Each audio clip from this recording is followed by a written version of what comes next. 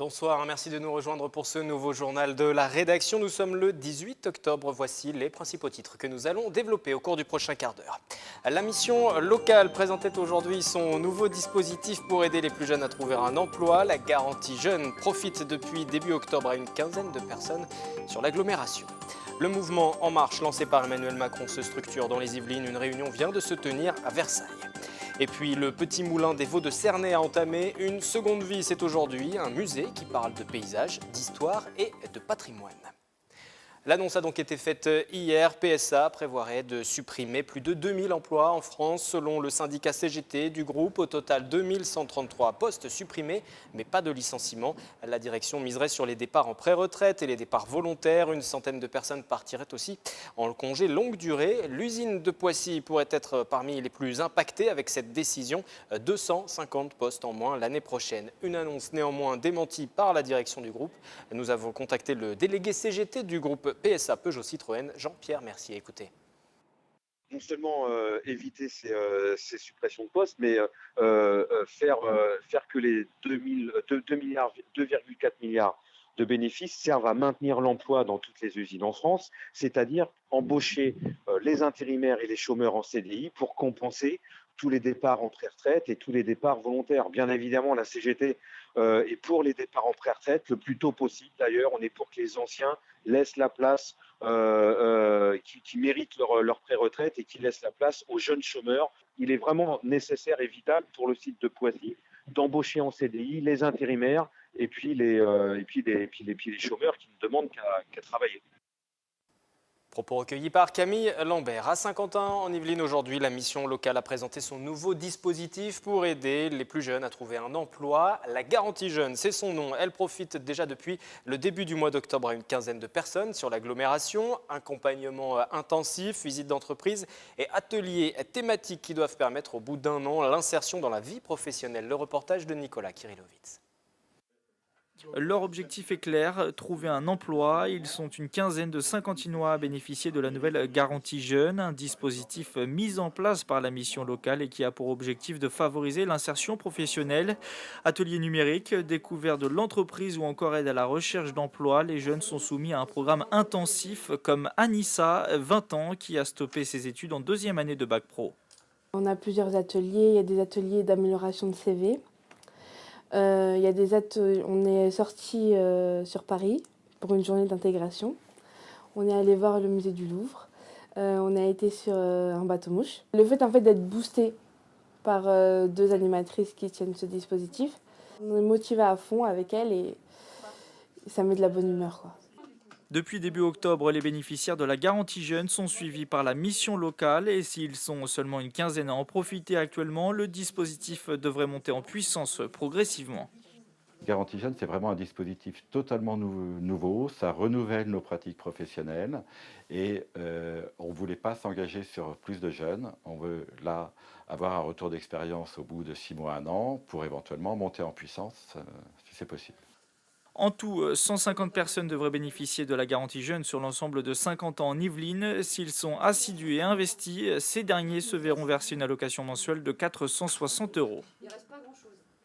Dans l'actualité également, cette réunion qui s'est tenue vendredi dernier en préfecture des Yvelines en présence du préfet et des élus du département. Le préfet qui a rappelé qu'aucune décision n'avait été prise sur l'accueil des migrants pour les sites envisagés, mais que la création de 300 à 350 places supplémentaires devrait être effective dès le début du mois de novembre avec une juste répartition.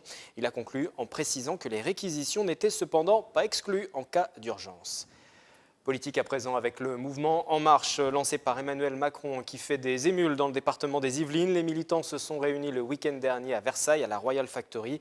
Ils ont évoqué les dernières propositions de l'ancien ministre qu'ils aimeraient bien aujourd'hui voir se déclarer officiellement candidat. Image Patrick Jacques de Dixmude et commentaires Nicolas Dandry. Plus de 2000 personnes seraient en marche derrière Emmanuel Macron dans le département des Yvelines. Le mouvement a organisé ce samedi 15 octobre à Versailles une réunion publique. Objectif, faire une restitution partielle des 2 premiers meetings de l'ancien ministre de l'économie pour présenter le diagnostic de la Grande Marche, cette initiative qui a permis d'aller rencontrer les Français. reparler un petit peu des thèmes qu'Emmanuel a lancés, les pistes de réflexion, et sur lesquelles aujourd'hui nos compatriotes yvelinois vont nous donner leur avis directement. Cette grande marche a mis en évidence 2 thèmes prioritaires pour les Français, leur vie quotidienne et leur engagement. Moi, ce que j'aime bien, c'est il fait appel à l'intelligence mon intelligence, l'intelligence des Français, et puis 2, il compte beaucoup sur l'implication des citoyens. Initialement, je ne suis pas venu pour Macron, je suis venu parce que c'était un mouvement qui, enfin, allait écouter les Français, plutôt que de réfléchir tout seul et puis ensuite de proposer des choses. Et j'espère vraiment qu'il va se présenter parce qu'il a une puissance, une intelligence, c'est quelqu'un qui sait énormément travailler. Reste une question d'envergure. Emmanuel Macron sera-t-il candidat à l'élection présidentielle de 2017 ? La candidature, elle est secondaire. Ce qui compte, c'est est-ce que le projet que nous allons construire, il sera en phase ou pas avec le pays. Et pour le construire, nous souhaitons le faire avec les gens. Donc prendre le temps de le faire. L'ancien conseiller économique de François Hollande tient ce mardi 18 octobre son dernier meeting à Montpellier.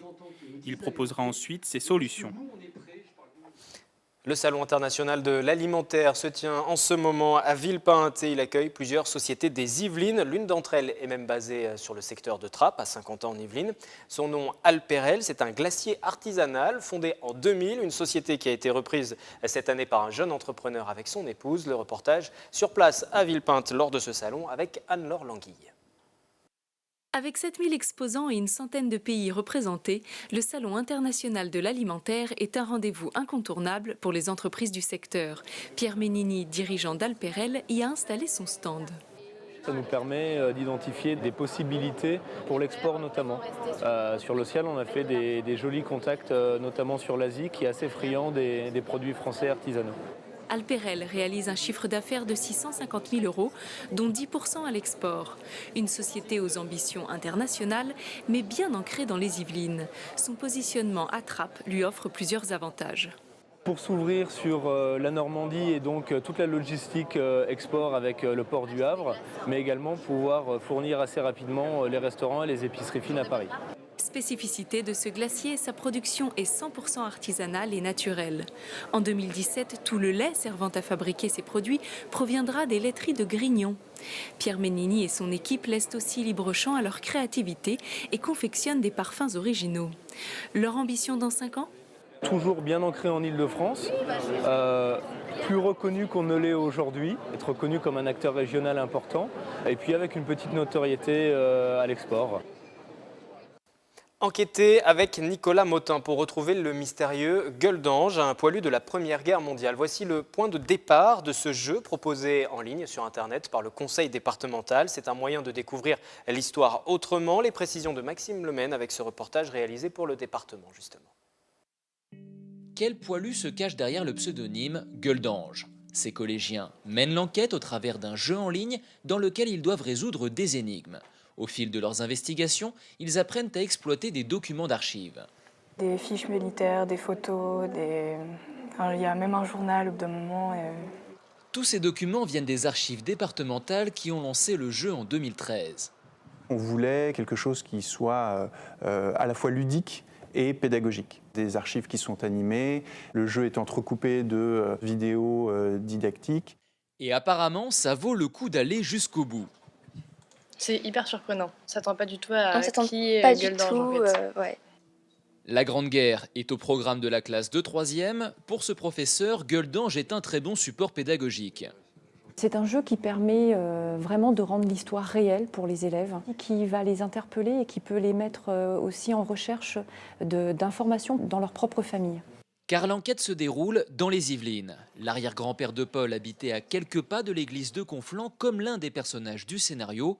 En voyant cette cinématique, Paul a eu un déclic et décidé d'en apprendre un peu plus sur son ancêtre qui faisait de la prise de vue aérienne pendant la guerre. Mon grand-père avait gardé des photos et un jour je suis allé le voir et il m'a ressorti un carton avec beaucoup de photos de mon arrière-grand-père qui avait pris pour voir à peu près où se situent les adversaires et les alliés. Collégien ou non, tout le monde peut participer à l'enquête. Notez qu'un concours est organisé chaque année avec de nombreux lots numériques à gagner. Petite technique pour augmenter vos chances, jouer en équipe. On peut s'entraider si on n'arrive pas sur certaines énigmes, mais ça permet de cumuler nos points pour pouvoir peut-être gagner à la fin. Et maintenant, à vous de jouer. Et puisque l'on parle histoire également, Laurent Deutsch ne donnera finalement pas de représentation à la Meurise à Trappes. Une intervention prévue dans le cadre du salon Histoire de lire à Versailles et qui devait se faire devant des collégiens. 2 enseignants de cette commune de Trappes ont refusé d'être associés à l'opération, qu'ils jugent aller à l'encontre de leur métier. L'histoire n'a pas pour but de faire aimer la France, selon eux. Réponse de l'écrivain, également comédien. Ces enseignants se servent de l'histoire plutôt que de la servir. C'est une sorte de renaissance. Le petit moulin des Vaux-de-Cernay a entamé une 2e vie. La structure a été rachetée en 2012 par le département des Yvelines. Il a été confié au parc naturel régional de la Haute-Vallée de Chevreuse. Autrefois accueil des peintres, il en a reçu près de 700. Le petit moulin est aujourd'hui un musée où on parle paysage, histoire et patrimoine. Visite guidée avec Mélanie Poquet. Route départementale 91, lieu-dit La Vallée, dans le parc naturel de la Haute-Vallée de Chevreuse. Le petit moulin est là depuis 800 ans. D'abord moulin à farine, il se transforme en auberge. Depuis à peu près 150 ans, on a un phénomène de Parisiens qui viennent se ressourcer, attirés par ce concentré de nature. Et il y a donc une époque où, par la fameuse ligne de train, la ligne de Sceaux, les Parisiens arrivaient à Boulay-les-Trous et ensuite à Saint-Rémy-les-Chevreuses et étaient amenés en diligence, qu'on appelait patache, au cœur des Vaux-de-Cernay. Ouvert au public à la fin du mois d'août, le moulin appartient aujourd'hui au parc naturel. Une exposition retrace son histoire géologique mais aussi artistique. De 1830 à 1870, il devient une colonie de peintres paysagistes. C'est la première fois que les peintres paysagistes de Cernay se retrouvent réunis dans un seul lieu. Donc, leurs tableaux sont dispersés dans plusieurs musées de France, même à l'étranger. Près de 700 peintres sont passés par les Vaux de Cernay au deuxième moitié du 19e siècle. Avec des objets d'époque ou encore un tutoriel ludique sur la création d'une toile paysagère, le petit moulin invite à la balade artistique ou patrimoniale. C'est la fin de ce journal. Merci de l'avoir suivi. Prochaine édition mercredi 18h en direct pour la première diffusion. En attendant, les programmes se poursuivent sur notre antenne.